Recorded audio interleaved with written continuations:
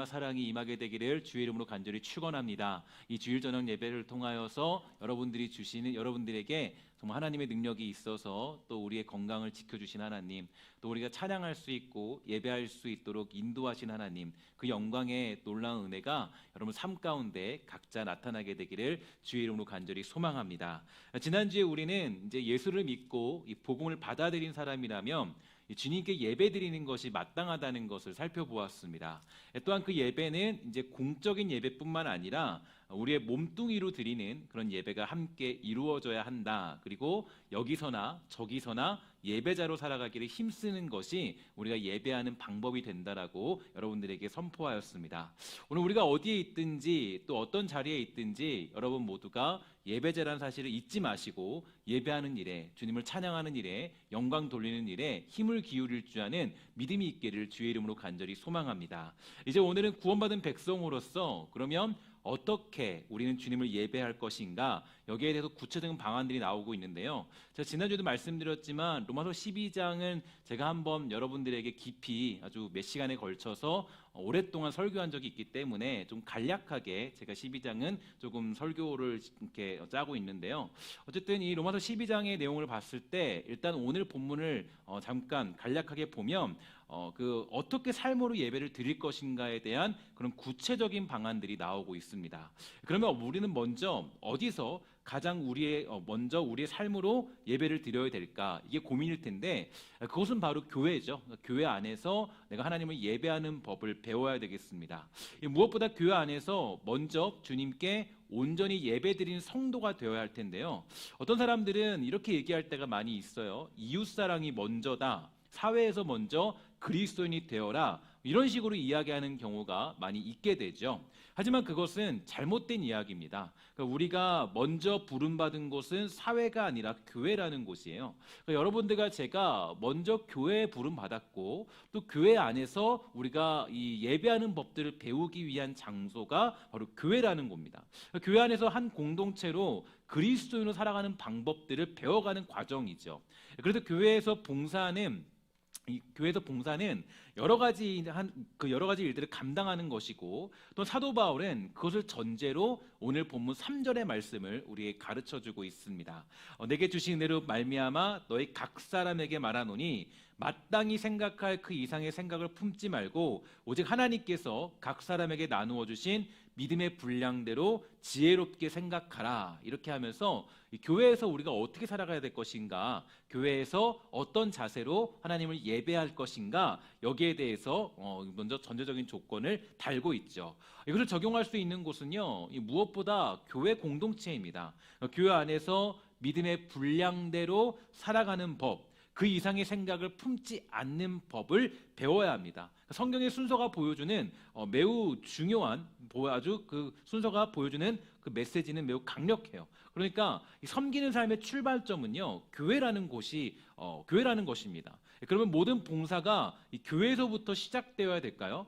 교회는 그 이유가 뭐냐면 무엇보다 교회라는 곳은요, 이 세상의 빛이기 때문이고 소망이기 때문입니다. 그러니까 이 사회 운동이나 좋은 정책이 있다고 세상이 변화되는 것은 절대로 아니겠죠. 이 땅을 잡고 흔들고 있는 존재는 공중 권세 잡은 자이기 때문입니다. 그 권세를 깰 수 있는 유일한 힘은 세상에 있지 않고 이 교회에 있습니다. 그래서 이 교회가 살아야 이 땅이 살아갈 수 있다라는 거죠. 이 교회의 기도가 사라지면 세상은 점점 악해질 것입니다. 교회가 무너지면 세상도 무너질 거예요.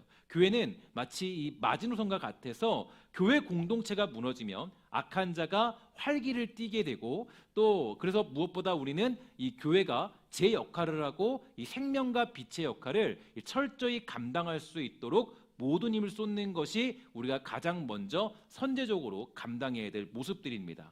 그럼 유럽의 역사를 돌아보아도 이 교회가 살아 있을 때는요, 이 세상이 변화되었습니다. 그래서 많은 부흥의 역사를 보면 이 교회가 살아나서 이 부흥의 역사들이 일어났을 때 가장 먼저 일어났던 것이 이 모든 술집들이 전부 다 문을 닫고 새로운 변화가 일어나기 시작했습니다. 그들이 하나님을 찬양하면서 거룩을 외쳤어요. 그러니까 교회 안에서 어떤 부흥이 일어나고 교회 안에서 봉사하며 교회 안에서 기도하는 사람들이 생기니까 그 모든 영향력들이 세상에 아주 골고루 퍼지게 되었다라는 거죠.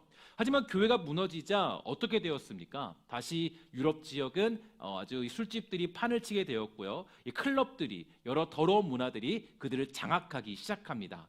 제가 그 한 역사를 공부하시는 분과 한번 이야기를 나눈 적이 있는데요.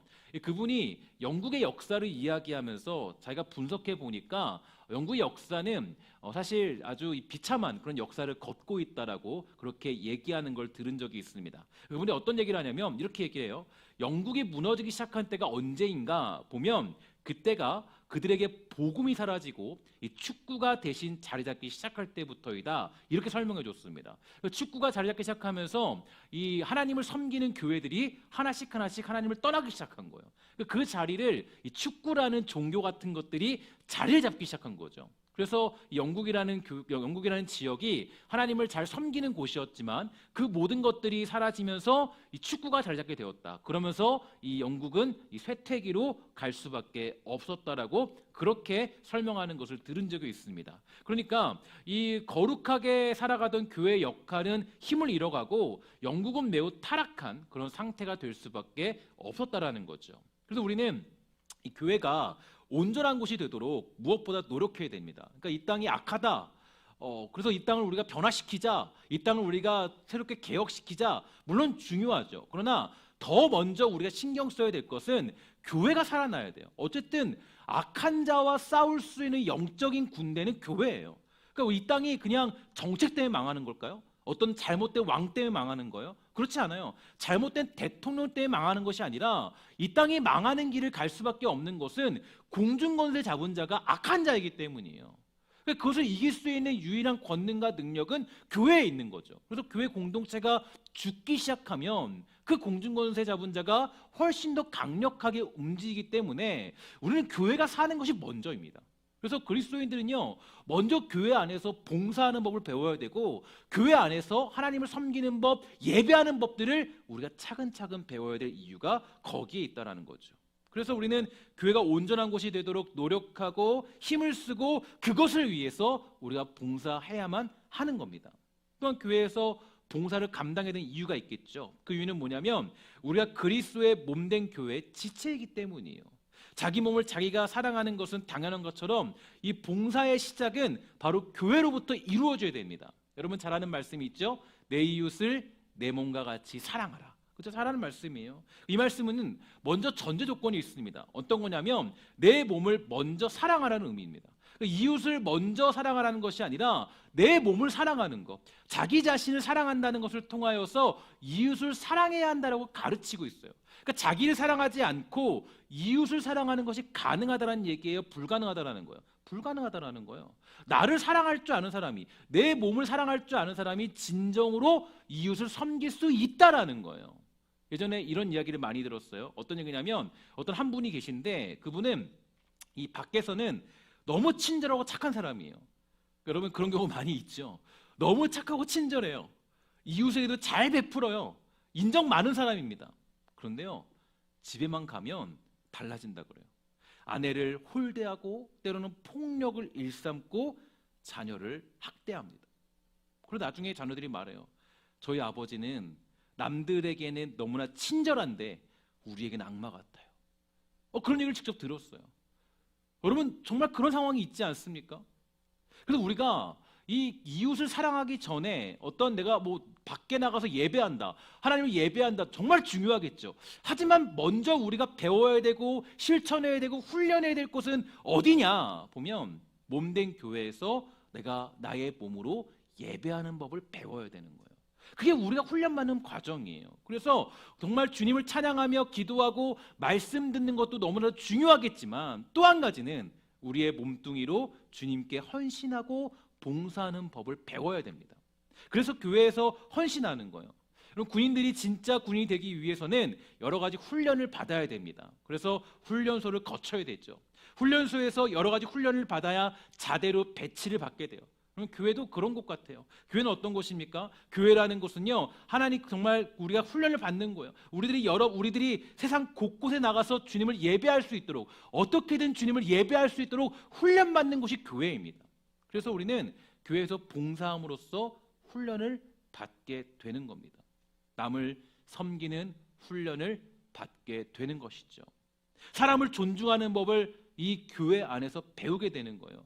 참고 인내하는 법을 배우는 거예요. 하나님의 뜻이 있다라는 것을 교회 안에서 배우게 되는 거예요.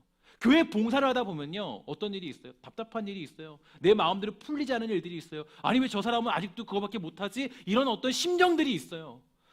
어떤 인내를 해야 될 일들이 있어요. 견뎌야 될 일들이 있어요. 그럼 교회 봉사가 그냥 우리가 즐겁고 행복하고 하하호호 거리지 않잖아요. 때로는 우리 마음에 불만도 있잖아요. 아니 왜 나만 해요? 왜 어떤 일이 있어요? 수많은 것들이 있어요. 참고 견디는 법을 배우는 거예요. 하나님이 우리를 훈련시키는 겁니다. 그래야 뭐 할 수 있어요? 세상에 나가서도 빛과 소금의 역할을 감당할 수 있는 것입니다. 한 책에서 보니까요, 교회는 두 가지의 구조를 가지고 있다고 합니다. 바로 모이는 구조와 흩어지는 구조예요. 그러니까 모이는 구조가 있고 흩어지는 구조로서 교회가 존재한다 그래요. 그러니까 우선적으로 우리가 해야 될 것은 무엇이냐? 계속해서 모여야 한다는 겁니다. 계속해서 함께 모여서 봉사하는 것을 배워야 돼요. 먼저 모이는 교회가 우선시 되는 겁니다. 모이는 교회가 되어서 함께 봉사하고 함께 가르치고 함께 정말로 주의 일들을 감당하고 주의 은사 안에서 살아가는 법들을 배우게 되면 우리는 세상에 나갈 수 있는 교회가 될 수 있다라는 거죠. 그래서 우리가 모여서 뭐 합니까? 우리 힘을 길러내는 거예요. 성령께서 부어주시는 능력으로 무장되는 것입니다. 교회 안에서 충만함을 받고 은혜가 넘치는 가운데 그 모임을 유지하는 교회가 되는 거예요. 그렇게 모여만 있는 것이 아니라 이제 그렇게 충만함을 받고 훈련 받으면 세상으로 가는 거죠. 그게 바로 우리가 추구해야 되는 교회의 모델입니다. 따라서 먼저 우리가 해야 될 일은 여기부터예요. 모이는 것이 먼저입니다. 함께 모여서 봉사를 감당하는 게 먼저예요. 봉사는 그냥 우리가 교회를 성장시키기 위해서 봉사하는 것이 아닙니다. 우리의 몸된 곳이 교회이기 때문에 우리는 그 일을 감당하는 겁니다. 먼저 모여서 예배하고 서로 섬기는 것을 배우고 자기 은사대로 살아가는 일들을 은혜 안에서 실천하게 될 때 비로소 우리가 나아가는 교회로 변화될 수 있다라는 거죠. 이 독일의 유명한 철학자 이 칼 야스퍼스는 이렇게 몇 가지를 소개했습니다. 정상적인 인간이라면 4가지의 감각을 가져야 한다라고 알려주었어요. 첫째는 뭐냐? 소속감입니다. 그러니까 내가 이 누구에게 어디에 소속되어 있는지 알 때 정상적인 삶을 살아갈 수 있다라는 거예요. 두 번째로 한계성이에요. 어떤 한계냐? 나의 한계를 알고 인정하는 것입니다. 이 소크라테스의 말처럼 이 자신을 아는 사람은 겸손할 수 있고 한계 너머에 계신 하나님을 바라볼 수 있다라는 거죠. 세 번째는 유일성이에요. 나는 하나님의 독특한 피조물입니다. 하나님은 세상에 나와 똑같은 사람을 만들지 않으셨습니다. 라고 고백하면서 유일성의 감각을 지닌 사람은 스스로를 존중하며 살게 된다는 겁니다. 네 번째는 뭐냐? 정체성이에요. 나는 누구이며 어디로 와서 어디로 가는지 자신의 정체성에 대한 감각을 바르게 가질 때 값지고 올바른 삶을 살아갈 수 있다라고 해석했습니다. 사실 로마서 12장 3절 이하가 이 부분에 대해서 우리에게 잘 설명해 주고 있죠. 그러니까 로마서 12장 3절 이하부터는 이런 4가지의 상황을 너무나도 잘 설명해 주고 있습니다. 이 팀켈러 목사님의 의견에 따르면 이 복음은 우리가 자신의 본래 모습보다 더 높게 평가하지 않도록 만들어준다 그래요. 그러니까 우리가 아무리 노력해도 심판받을 수밖에 없는 하나님의 사랑으로만 구원받을 수 있는 죄인들이라는 그런 정체성을 우리에게 알려준다라는 거죠. 또한 복음은요, 자신을 본 모습보다 더 낮게 평가하지도 않도록 해줍니다. 우리는 궁극적으로 가장 중요한 평가를 내리시는 하나님의 눈에 가장 사랑스럽고 존귀한 구원을 받은 자녀들이라는 것도 깨닫게 만들어요. 이것이 바로 로마서 12장 3절이 말하는 믿음의 분량입니다. 이 분량은요, 각자의 어떤 그런 너가 믿음이 좋다, 믿음의 분량이 좋다 이 얘기가 아니라 이 믿음의 분량은 우리의 한계를 아는 것, 우리의 정체성을 아는 것, 우리의 소속이 어딘지를 아는 것, 이게 바로 믿음의 분량이라는 겁니다. 그래서 우리가 믿음의 분량이라고 얘기하는 건 우리가 이 복음 안에서 누구인지 기억함으로 자신을 평가하라는 거예요. 교회 안에서 그것을 할 수 있죠. 이 소속 안에서 내가 어떤 존재인지를 깨달을 수 있게 되는 겁니다. 나아가 우리는 그리스도의 몸 안에서 각자 독특한 은사들과 능력들을 가졌다고 생각해야 합니다. 우리는 모두 다르며 복제품과 같지 않아요.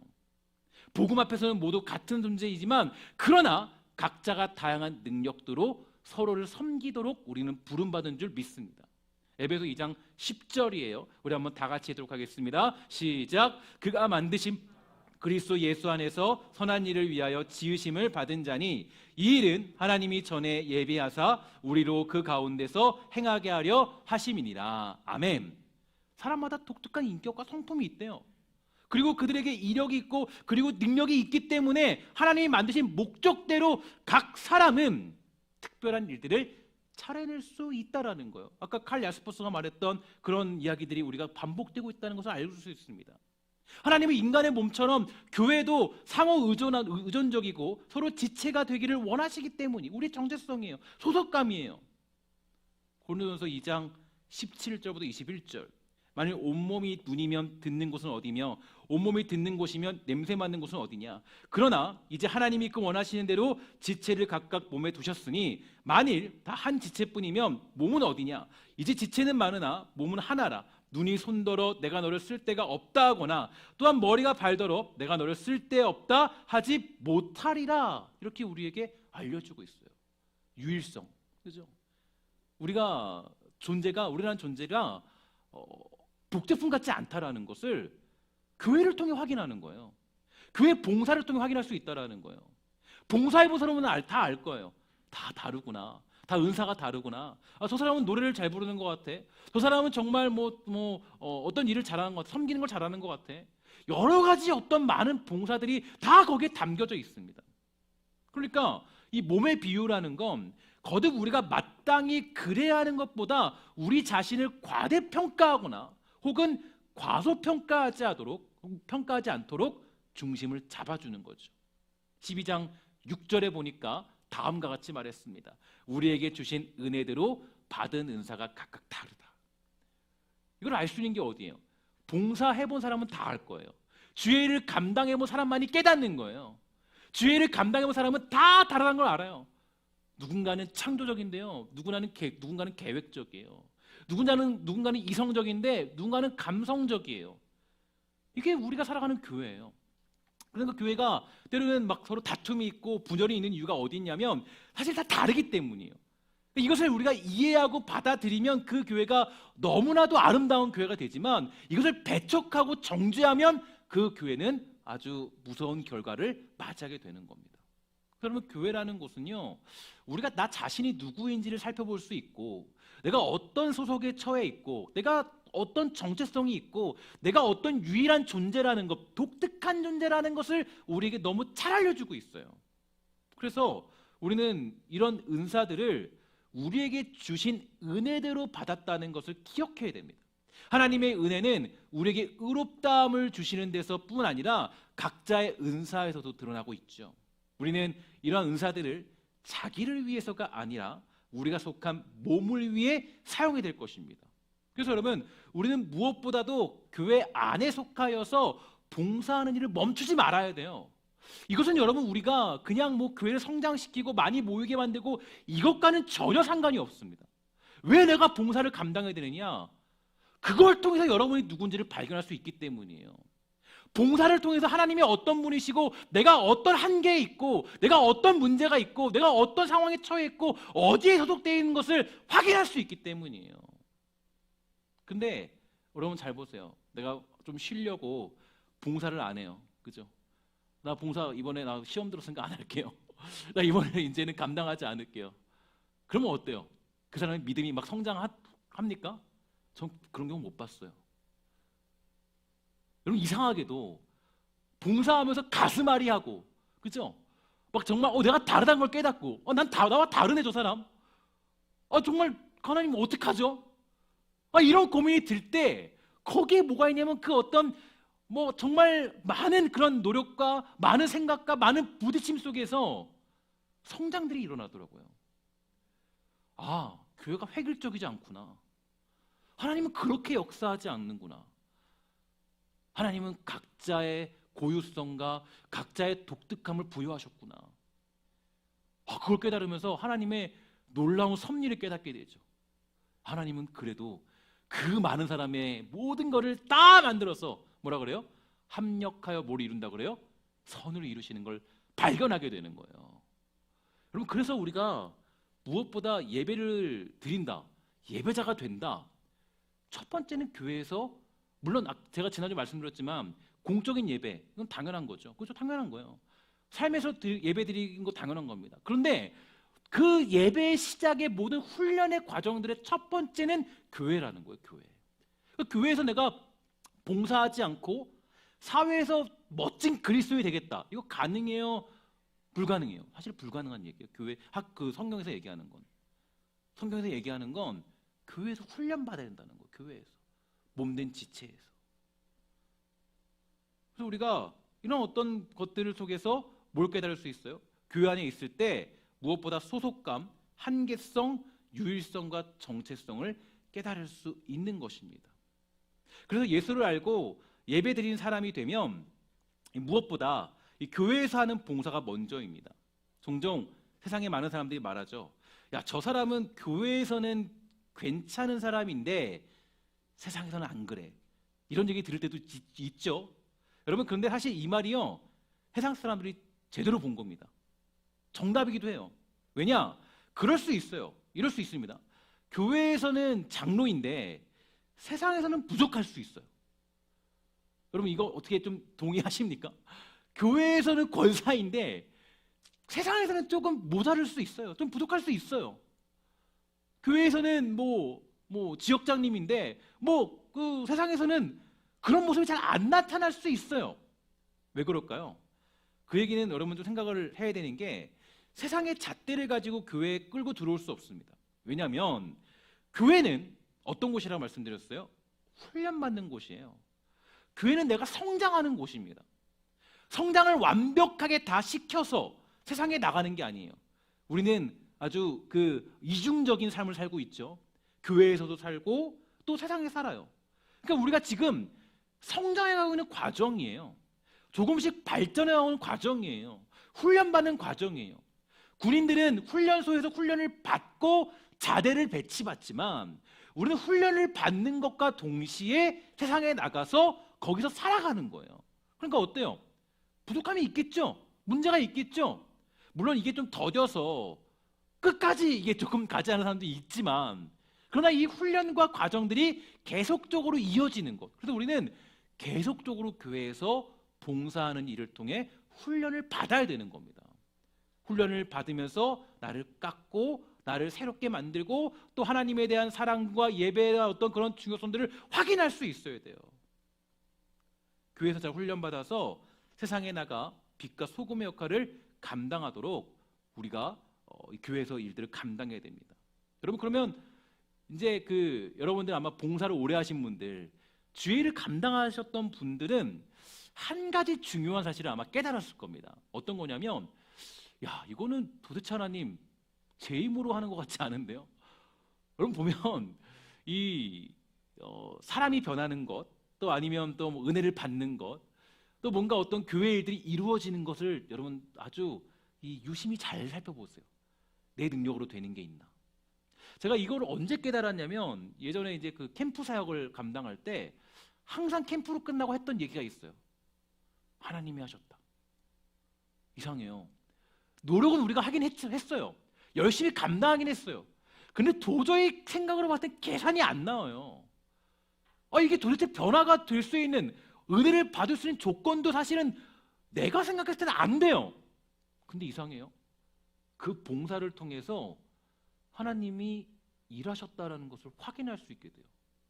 그러니까 여러분, 봉사라는 것은 하나님이 주시는 능력으로 감당할 수 있는 것이고, 봉사라는 것은 하나님이 그 일을 행하신다는 것을 깨달을 수 있는 아주 적절한 우리에게 주신 훈련 도구입니다. 그래서 여러분, 베드로서 4장 11절에 보니까 이렇게 말해요. 만일 누가 말하려면 하나님의 말씀을 하는 것 같이 하고, 누가 봉사하려면 하나님이 공급하시는 힘으로 하는 것 같이 하라. 이는 범사에 예수 그리스도로 말미암아 하나님이 영광을 받으시게 하려 함이니 그에게 영광과 권능이 세세에 무궁하도록 있느니라. 아멘. 하나님이 공급하시는 힘으로 하는 것, 봉사의 능력은 하나님으로부터 시작하는 겁니다. 교회에서 우리는 하나님의 능력으로 봉사하는 법을 배워야 돼요. 그렇게 배우는 거예요. 빛과 소금의 역할을 감당하는 법을 여기서 차근차근히 배워 나가는 것입니다.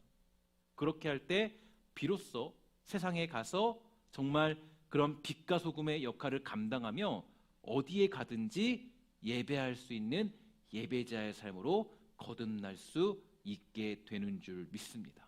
그러면 어떻게 우리는 교회 안에서 실천하며 행동하고 배움으로 주님을 예배할 수 있을까요? 어떤 훈련을 감당해야 될까요? 매일같이 어떻게 훈련해야 될까요? 오늘 본문이 너무 잘 설명해 주고 있어요. 여러분, 교회 생활을 어떻게 하냐? 정석이 딱 나와 있습니다. 여러분, 어떻게 되냐면 12장 6절부터 13절까지 말씀인데요. 우리 한번 6절부터 13절 말씀을 여러분 마음에 새기면서 한번 다 같이 함께 읽도록 하겠습니다. 시작. 우리에게 주신 은혜대로 받은 은사가 각각 다르니 혹 예언이면 믿음의 분수대로, 혹 섬기는 일이면 섬기는 일로, 혹 가르치는 자면 가르치는 일로, 혹 위로하는 자면 위로하는 일로, 구제하는 자는 성실함으로, 다스리는 자는 부지런함으로, 긍휼을 베푸는 자는 즐거움으로 할 것이니라. 사랑에는 거짓이 없나니 악을 미워하고 선에 속하라. 형제를 사랑하여 서로 우애하고 존경하기를 서로 먼저 하며 부지런하여 게으르지 말고 열심을 품고 주를 섬기라. 소망 중에 즐거워하며 환난 중에 참으며 기도에 항상 힘쓰며 성도들의 쓸 것을 공급하며 손 대접하기를 힘쓰라. 아멘. 이게 여러분 교회에서 여러분들과 제가 매일같이 훈련해야 되는 내용입니다. 교회에서 여러분 어떻게 봉사해요? 이렇게 봉사하는 거예요. 교회에서 어떤 훈련을 받아야 돼요? 이 훈련을 받는 겁니다. 하나님은 이 훈련을 여러분들에게 시키는 거예요. 교회의 봉사를 통해서 이 훈련을 감당하도록 하는 거예요. 교회에서 이렇게 힘쓰라는 것입니다. 이렇게 봉사하고 감당하라는 거예요. 그렇게 자신을 훈련하고 다듬고 자기 약점을 보완할 필요가 있다라는 거죠. 제가 주일을 감당하면서 여러 가지 제 자신에게 찾아온 위기가 많이 있었습니다. 이렇게까지 참고 주일을 감당해야 하나 이런 생각이 들 때도 있었고요. 여러 생각들이 저에게 찾아왔었어요. 그때 이 버티면서 견디면서 주일을 감당할 수 있었던 이유가 있었습니다. 하나님이 제가 기도하면서 주신 메시지였는데요. 어떤 메시지냐면은 저의 연약함을 발견하기 시작했어요. 저의 문제를 확인하기 시작했어요. 그러니까 여러분, 제가 이 사역자가 가지는 놀라운 축복이 있습니다. 하나님이 주신 축복은 뭐냐면 하나님이 사역을 감당하면서 저를 하나씩 깎아내서 쳐내는 거를 경험해요. 저의 모난 부분들을 하나씩 다 드러내 보이세요. 여러분, 그래서 저는 일단 제가 문제가 많이 있었습니다. 제가 사실 되게 딱 보기에는 온유해 보이죠? 아니죠, 그죠? 악해 보이진 않죠, 그죠? 온유해 보이는 거는 제가 옛날에부터 공부를 잘 못해서 그런지 초등학교 때 우리 담임 선생님이 저에게 맨날 평가 써줄 때 온유하고 성품이 온유하고 그랬던 기억이 있습니다. 그 얘기는 항상 있었어요. 성품이 온유하고 맨날 그렇게 있었어요. 어쨌든 그렇게 써졌던 기억이 있습니다. 어쨌든 제가 이 겉으로 온유해 보이는데 사실 제가요 문제가 몇 가지 있습니다. 일단 제가요 참지를 잘 못해요. 원래는 그러니까 화를 좀 잘 내는 편이었어요. 그러니까 잘 참지를 못했고 또 한 가지 문제가 뭐였냐면 남의 이야기를 잘 들을 줄 몰랐어요. 그러니까 제가 저는 섬기는 것보다 조금은 제가 이제 대부분 이렇게 위에 있기를 원했던 마음이 되게 컸어요.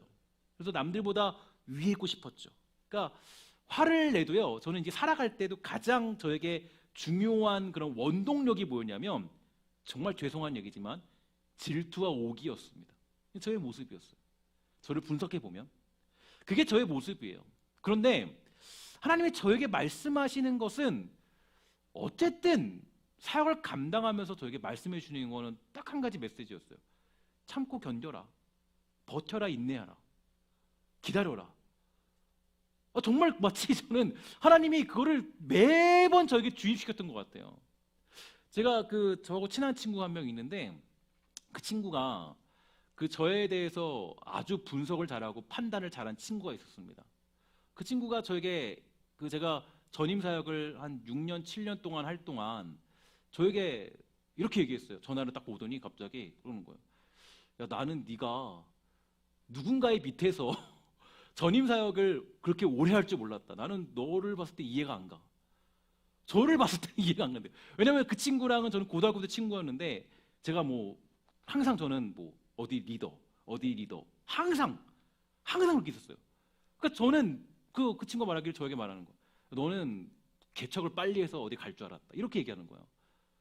그러니까 왜냐면 이게 아무래도 이제 사역자들 사이에서도 이제 아무래도 이런 게 있으니까 제가 뭐 이렇게 조금 이렇게 아래에 있다고 그 세상을 알았을 때 그렇게 있을 수 있으니까 그럴 줄 몰랐다라는 거예요. 저도 사실 제가 제 성격상 사실은 잘 맞지도 않았습니다. 그런 것들이. 근데 제가 하나님께 물었어요. 정말 많이 물었고 정말 많이 기도했어요. 하나님, 제가 어떻게 살아야 될까요? 하나님 메시지는 딱 한 가지더라고요. 그냥 참고 견디고 버티고 인내하고 그 자리를 지켜. 이게 하나님이 주시는, 저에게 너무 주시는 단순한 메시지였어요. 저는 왜 그러십니까 하나님, 이런 고민을 품고 있었는데 하나님이 말씀을 통해서 알려주시고 또 깨닫게 하신 것은 어떤 거냐면, 그 봉사를 감당하고 주일들을 감당하면서 하나님이 원하셨던 것은 내가 참지 못하고 견디지 못하고 화를 내고 내가 판단하고 정죄하고 내 뜻대로 하려고 했던 모든 것들을 하나님이 와장창 다 깨뜨리시고 저를 하나님이 새로운 성품과 새로운 삶으로 변화시키시더라고요. 여러분, 그게 제가 그냥 하는 얘기가 아닙니다. 제가 왜 이런 얘기를 하냐면, 저는 확실한 증거가 있어요. 어떤 증거냐면, 제가 교회에 들어오기 전까지, 신성교회에 들어오기 전까지, 이게 뭐 저는 이제 학문적으로 얘기하는 거예요. 교회에 들어오기 전까지 MBTI라는 여러분 검사 아시죠? MBTI 검사가 저는 ENFP라고 해서 스파크형. 여러분, 스파크형이라서 이제 저는 막 이렇게 가만히 있지 못하고 막 이렇게 막 뭐라 막 콱콱 해야 돼요. 스파크형이에요. 저는 뭐 그렇게요. 근데 제가 신앙생활을 이렇게 교회에서 신앙생활하면서 한 7년쯤 되었을 때, 6년쯤 되었을 때, 그때 MBTI를 전문가에게 이렇게 하게 되었습니다. 완전 전문가에게 했는데, 근데 그때 저기 있을 수 없는 일이 벌어졌어요. MBTI가 그게 맞는지 모르는데 IFPJ인가? 그게 뭐냐면 ENFP에서 완전 반대 성향이 완전히.